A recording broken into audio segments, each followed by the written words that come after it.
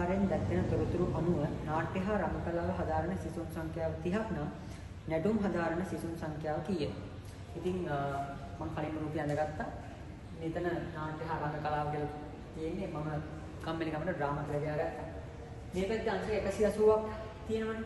එතකොට මේ පැත්තේ අංශක 180ක් හැදෙන්න මේ ගාන හදන පාත් එක තමයි මුලින්ම අපි නැටුම් වල කෝණේ හොයාගන්නවා. කෝණේ හොයාගෙන ඊට පස්සේ ගාන දීලා තියෙන දප්තරවලට ආදේශ කරලා අපිට පුළුවන් ළමයි සංඛ්‍යාව කීයද කියලා හොයාගන්න. අපි මුලින්ම නැටුම් වල කෝණේ හොයාගන්න. ඒ කෝණේ හොයාගන්නේ කොහොමද? මෙතන අංශක 180ක් නම් මේ පැත්තේ අංශක 180ක් හැදෙන්න ඕනි නම් මෙතන සංකේතයෙන් අංශක 90යි කියලා ගාන දීලා තියෙනවනේ. මෙතන අංශක 20යි කියලා දීලා තියෙනවනේ.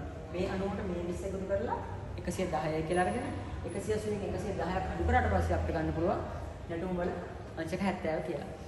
එහෙම තේරුම් ගන්න නැත්නම් හිමීට අපිට මේ දෙන්න ලියන්න පුළුවන් අංශක 180 සමානයි 90 ධන. අපි මෙතන කොනේ මම ගන්නම් මේසියට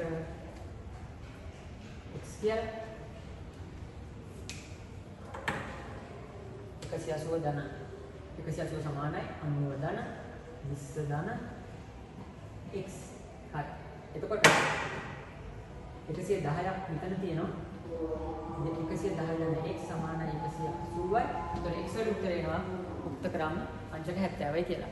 අංශක 70 හොයාගෙන ඉවර කරන කෙනාට එක ලකුණක් ගන්න දීලා තියෙනවා. හැබැයි මේගොල්ලෝ අපෙන් අහලා තියෙන්නේ නැටුම් හදාරන සිසුන් සංඛ්‍යාව කීයද කියලා.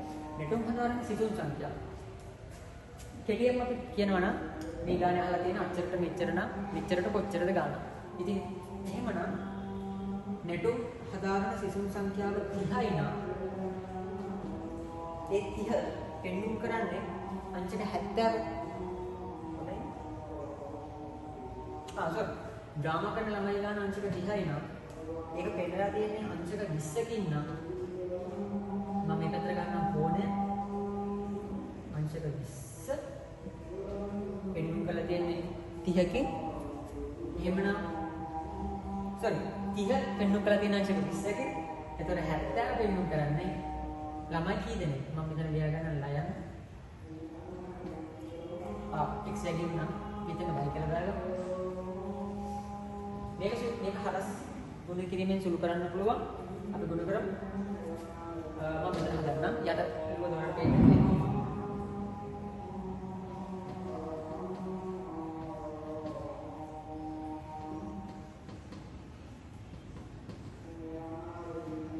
අපෝ මෙතන යනවා y වලට සුළු කරාට පස්සේ නැටුම් හදාන්න සිසුන් සංඛ්‍යාව 105ක් කියලා ඒ